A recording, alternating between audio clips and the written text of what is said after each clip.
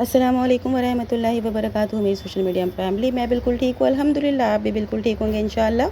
تو چلیے بنا تاخیر کے ویڈیو شروع کرتے ہیں۔ آج میں آپ کو اپنی ویڈیو میں حضرت عمر رضی اللہ عنہ کا مسلمان ہونا اور اسی سے ریلیٹڈ چند واقعات بیان کروں گی، انشاءاللہ آپ کو پسند آئے گا۔ اگر ابھی تک آپ نے میرے چینل کو سبسکرائب نہیں کیا ہے تو پلیز سبسکرائب مائی چینل۔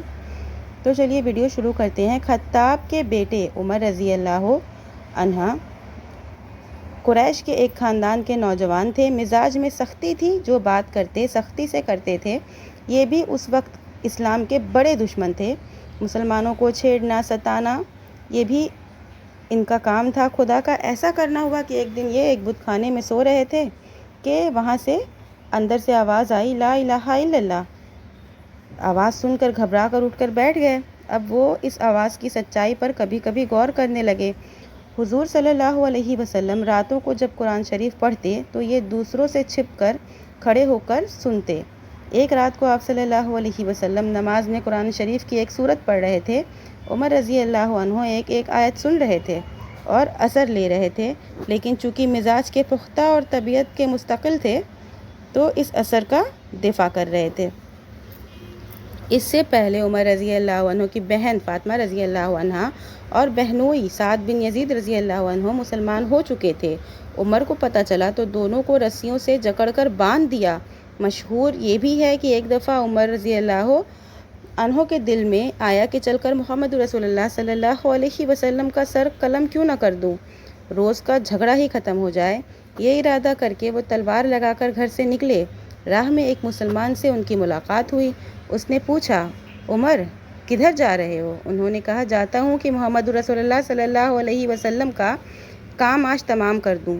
اس نے کہا، پہلے اپنی بہن بہنوئی کی تو خبر لو۔ اس طانے سے وہ بےتاب ہو گئے۔ پلٹ کر اپنی بہن کے گھر کا راستہ لیا۔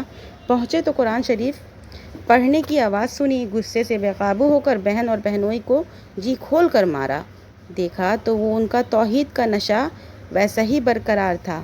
ان کے دل پر اس کا بڑا اثر ہوا۔ کہا کہ اچھا، جو سورت تم پڑھ رہے تھے وہ مجھے بھی دکھاؤ۔ انہوں نے وہ ورق لا کر ہاتھ پر رکھ دیا۔ عمر رضی اللہ عنہ جیسے جیسے اس کو پڑھتے جاتے تھے ان کا دل کانپ جاتا۔ آخر چلا اٹھے، لا الہ الا اللہ محمد رسول اللہ۔